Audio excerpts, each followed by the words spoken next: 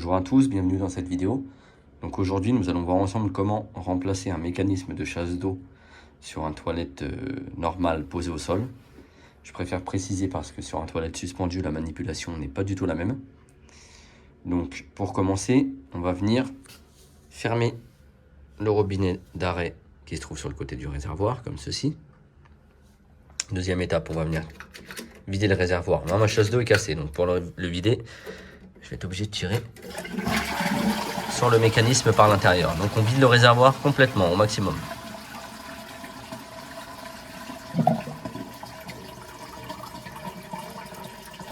Voilà. Ensuite, là, si votre robinet d'arrêt n'est pas étanche, vous allez vite vous en rendre compte. Parce que moi, vous voyez, il est étanche. J'ai plus d'eau dans le réservoir. Le robinet est fermé et ça ne coule pas, malgré que le flotteur soit revenu en position basse. Si votre robinet n'est pas étanche, vous allez entendre ce bruit-là.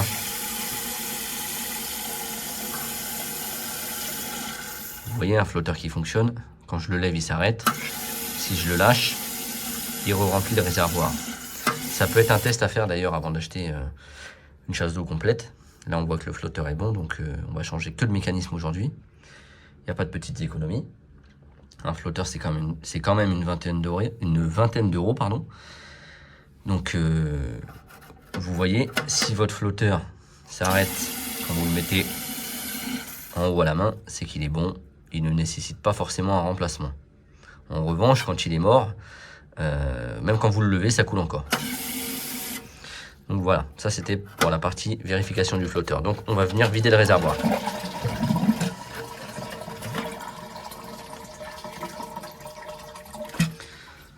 Prochaine étape, j'ai oublié de vous dire, si le robinet n'est pas étanche, il va vous suffire de couper l'eau au robinet général de la maison, la vanne d'arrêt générale, ou une vanne qui se trouve sur le tuyau qui alimente le toilette un peu plus loin. Donc la prochaine étape, une fois qu'on a coupé l'eau, qu'on a vérifié que le robinet est bien étanche, on va venir déclipser le mécanisme de chasse. Il n'y a pas besoin de forcer, vous voyez, je suis à une main. On fait un quart de tour et le mécanisme s'en va. Voilà. Après, il y a deux solutions. Là, on voit qu'il y a encore un petit peu d'eau au fond du toilette. C'est normal parce que l'eau, elle ne passe pas au-dessus de la cloche. Donc, soit vous allez venir prendre une éponge et vous allez éponger le fond du réservoir que vous pouvez relâcher directement là-dedans. Vous épongez, vous mettez là-dedans. Soit vous acceptez que quand vous allez retirer le réservoir, il y a un petit peu d'eau qui va couler par terre. C'est pas bien grave, les deux méthodes fonctionnent. Troisième étape. On va venir desserrer l'écrou qui se trouve sur le côté au niveau de l'alimentation. Notre robinet étant étanche, normalement, il n'y a pas de risque qu'il y ait de l'eau qui coule.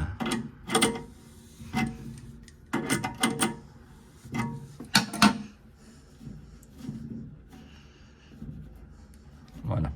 Le fait de retirer ce robinet, ça fait qu'on va désolidariser l'arrivée d'eau du réservoir. Parce que là, pour changer le mécanisme, on va devoir enlever carrément le réservoir du toilette. Donc ça, c'est fait. C'est étanche, il n'y a pas d'eau qui coule. Pour la suite, je vais poser le téléphone. Attendez, j'essaie de bien caler le téléphone pour qu'on voit correctement. Excusez-moi pour les secousses. La prochaine étape, ça va être de retirer le réservoir. Donc en dessous du réservoir, vous avez deux tiges filetées avec des papillons de manière générale, ou si le toilette est un peu plus vieux, ça va être des écrous. Donc de manière générale, c'est très souvent des papillons que vous pouvez desserrer à la main. Donc on va venir les desserrer. Un à gauche, un à droite. Si c'est un peu dur, vous appuyez sur le réservoir du côté où vous enlevez le papillon. Vous voyez, ça vient tout seul.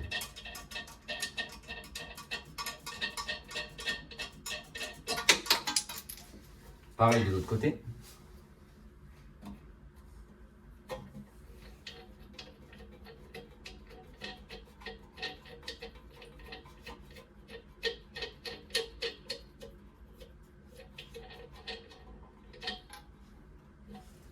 Voilà. Une fois que j'ai fait ça, je vais pouvoir retirer le réservoir. On voit qu'il bouge. Moi, j'ai pas épongé dedans là pour la vidéo. Donc je vais le prendre et je vais aller le renverser dans le lavabo qui est à côté. On va essayer de ne pas en mettre trop par terre. Donc là, très simple, hein, vous le prenez à la main, vous le levez tout droit et il est censé venir. Voilà. Il y a de l'eau qui coule, hein, c'est ce que j'avais dit.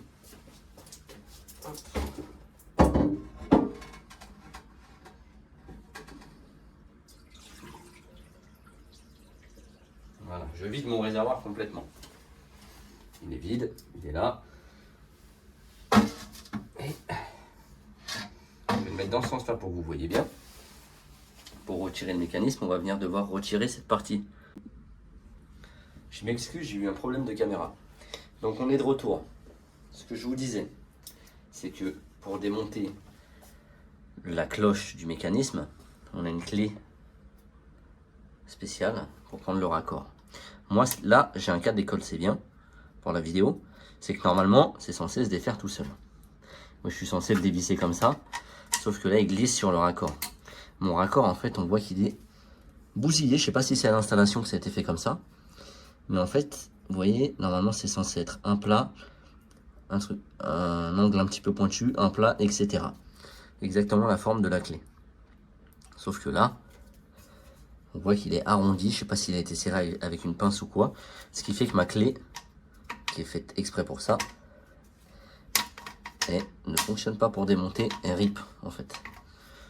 Donc c'est pas grave, c'est un cas d'école, je vais vous montrer comment on fait si ça vous arrive. Vous allez prendre une lame de scie à métaux ou une scie à métaux, et puis tout simplement on va venir couper le raccord.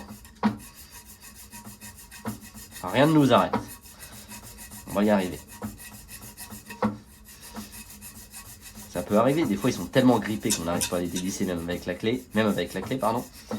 Ou là en l'occurrence, il a été bousillé, je ne sais pas comment, c'est pas moi qui l'ai installé. On voit qu'il a été complètement aplati. Donc on va venir le scier comme ça. Pas la peine de le scier sur toute la longueur, c'est au choix. On va venir le scier puis on va venir le casser. Tout simplement avec une pince multiprise par exemple. J'aimerais bien essayer de pas trop le casser juste pour vous montrer la cloche, mais sinon je vous le montrerai sur la neuve, c'est pas grave. Je vais prendre un tournevis pour ça. Vous voyez là j'ai fait une fente avec la scie à métaux. Je vais venir casser le bout de plastique que j'ai scié. S'il le veut bien. Vous voyez en fait pour retirer aussi le réservoir, là on voit les tiges filetées dont je vous parlais avec des papillons au bout.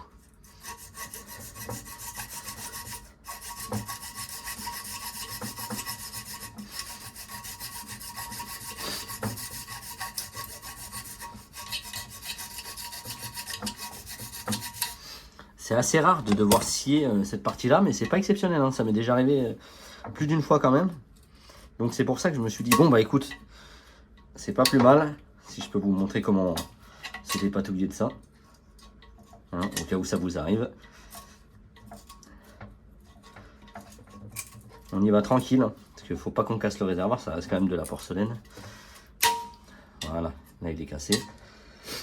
Je devrais pouvoir le dévisser. J'espère.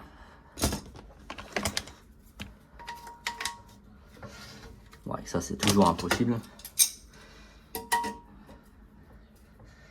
Avec un peu de chance. Ou alors directement de l'intérieur avec la cloche.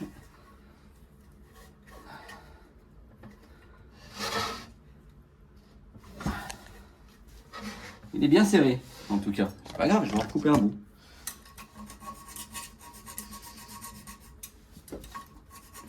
C'est du plastique, hein, donc un peu d'huile de coude et puis on peut le couper, il n'y a pas de problème.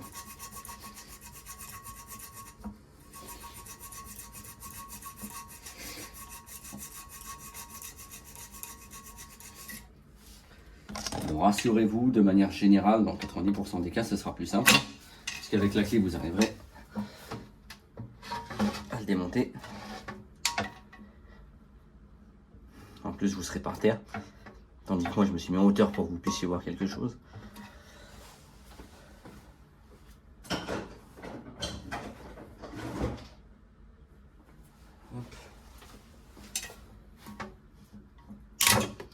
C'est des aléas du métier. Hein. C'est bien de savoir comment on se sort de cette situation quand même. Hein. C'est intéressant. Hop. Et là, si je prends un marteau, il y a peut-être possibilité que je le déverrouille. Vous voyez, en fait j'ai coupé un morceau, ce qui fait qu'ici j'ai une partie plate. Je vais caler mon tournevis dessus. Et en tapant dessus, je ne sais pas si on voit la vidéo, mais il tourne. Donc il se dévisse.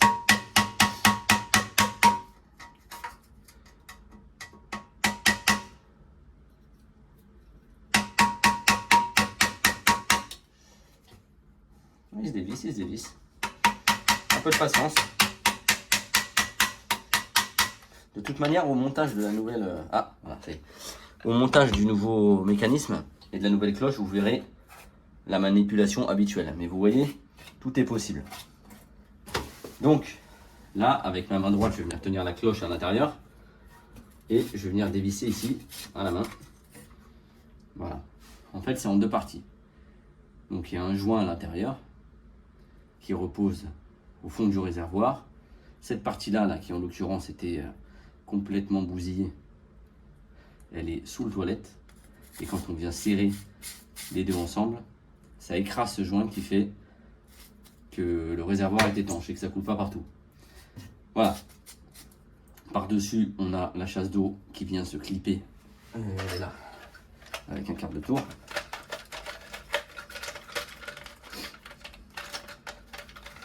Comme pas évident. Un peu comme ça. Voilà.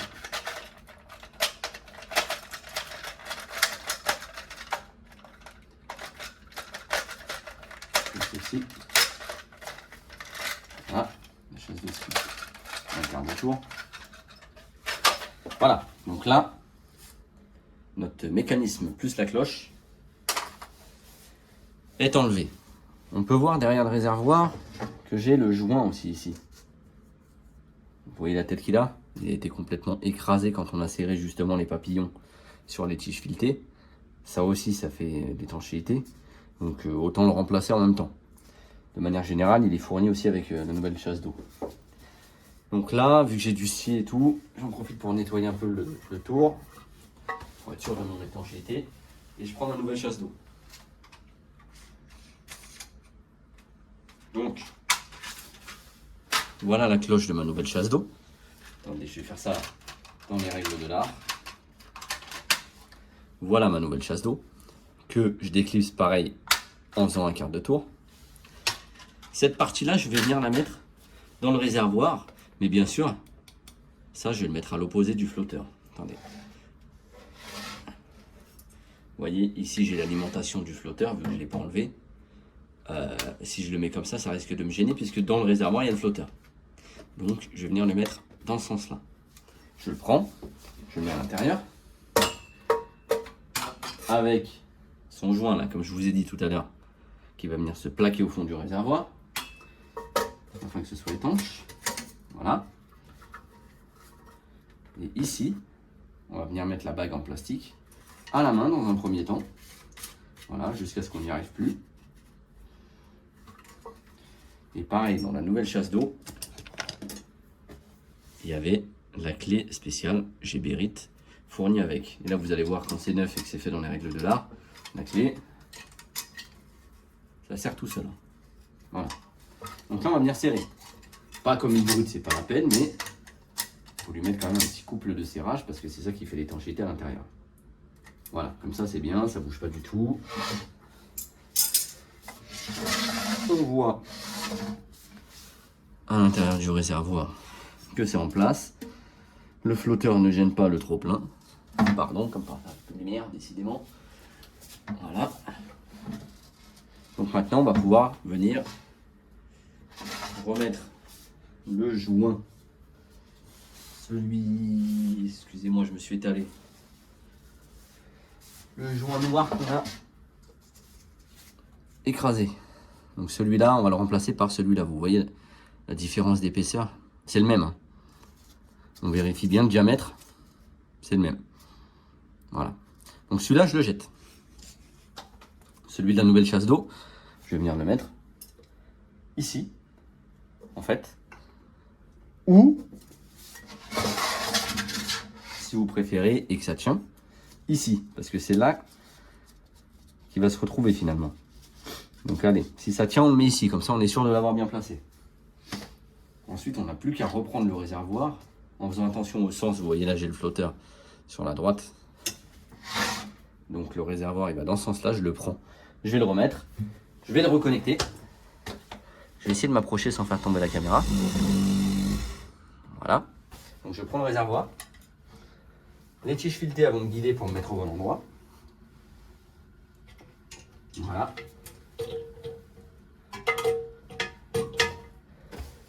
Vu qu'il y a les tiges filetées qui me guident, je ne peux pas me tromper.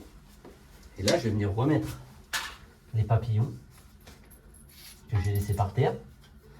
Bien sûr. À ne pas faire, normalement on travaille proprement.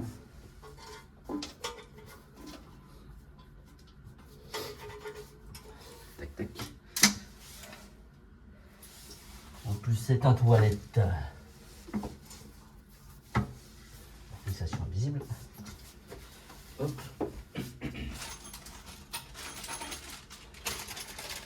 Ce que je vous ai pas dit, c'est que là, moi en l'occurrence, j'ai un réservoir qui est neuf. La chasse d'eau est cassée parce que c'est suite à une mauvaise manipulation. Mais normalement, quand vous changez de mécanisme de chasse, vous avez un sachet avec. Dedans, il y a des vis qui vont au fond de la cuvette. Donc, c'est des tiges filetées dont je vous parlais.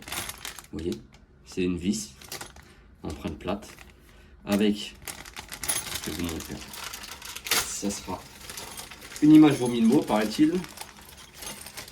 Voilà le montage exact. Donc, dans un paquet, il y a ça, x 2. Vous voyez, le montage exact, c'est celui-là. Le petit joint conique en forme de pointe, la pointe vers le bas.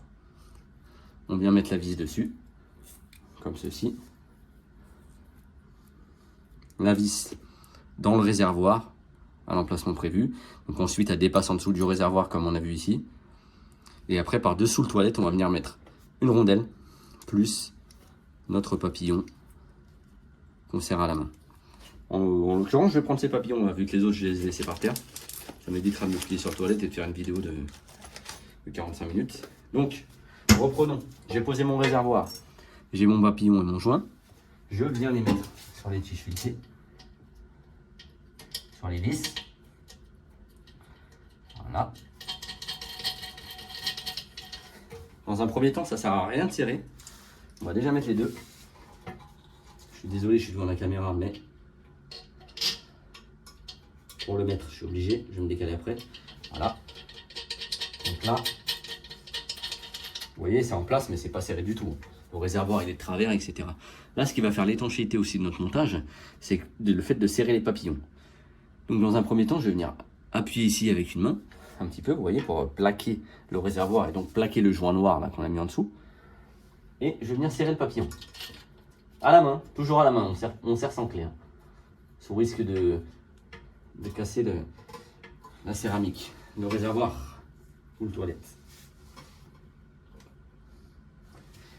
Voilà. Ensuite, je fais pareil de l'autre côté.